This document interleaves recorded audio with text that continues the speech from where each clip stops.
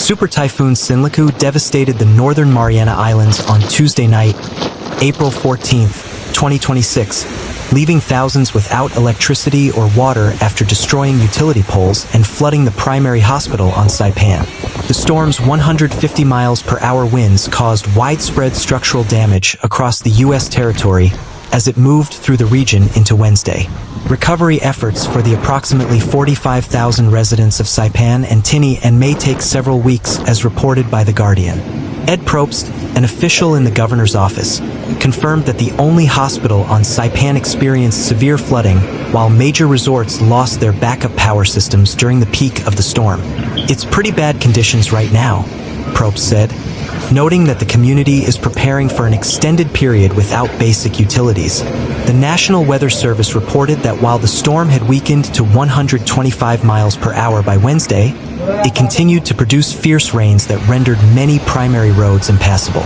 Public Information Officer Bernard Villagomez stated that official damage assessments are currently limited due to ongoing safety protocols. "We still have a shelter in place, so first responders have not been able to do a full damage assessment," Villagomez said in a statement to the Associated Press. In addition to the Northern Mariana Islands, the typhoon impacted Guam with tropical force winds.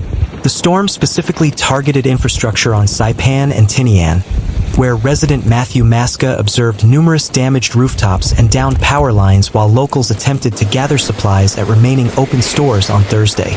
The storm was located approximately 170 miles northwest of Saipan on Thursday morning with estimated wind speeds between 60 and 70 miles per hour. Meteorological forecasts indicate Sinlaku will continue to move toward the sparsely populated volcanic islands in the far northern reaches of the archipelago. Super Typhoon Sinlaku pummeled the Northern Mariana Islands for 2 straight days, with residents just now getting a break to begin assessing the damage. Nearby Guam, to a lesser extent, sustained damage. Sinlaku is the strongest tropical cyclone so far this year, with sustained winds of up to 150 miles per hour.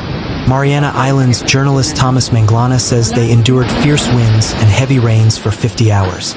More than 11,000 homes on Saipan, Tinian and Rota are without power and many don't have access to fresh water.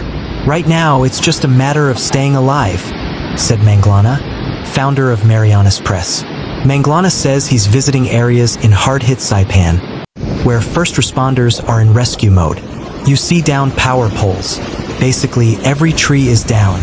Roadways are still obstructed," he said. "We even had a partial road collapse at the entrance of a major village called Kagman, which they're monitoring right now, bringing in engineers to assess the situation. No reported casualties or major injuries as of Friday morning Saipan time, but residents are bracing for days or even weeks without power and water. Some were displaced from their flooded homes.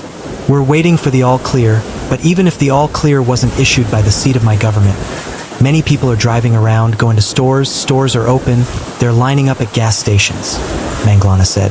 Here in Hawaii, family members are checking in with loved ones back home. Nalani McLaughlin's family owns Chamorro Chip Cookie Company. Her Kaimuki shop, Red Pineapple, is the only place in Hawaii where you can buy the Guam-made cookies. "If you're from Guam, you've probably heard of it," she said. "The factory is closed right now. We have about 26 people working for us. So we want to hurry up and get back to business, but it's really just power. The factory got flooded pretty badly, but nothing that needs repair." She says families are helping each other like they always do. Guam is super resilient, so right after the storm happened, people were outside with their trucks and chainsaws moving debris out of the roads, not waiting for anyone to come and help, she said. And help is on the way. Volunteers from veteran-led disaster relief humanitarian group Team Rubicon plan to do medical assessments and send healthcare workers and resources as needed. "There's going to be a lot of trauma," said Jamie Brown, spokesperson for Team Rubicon. "These are U.S. citizens, and it's important that we're taking care of our own. Making sure our citizens that live in these remote areas are getting the same kind of attention and the same kind of care that you would get if you were in Louisiana or Florida or Texas or California." Local media reports there's no timeline on when commercial flights will resume to the Mariana Islands, as damage is being assessed.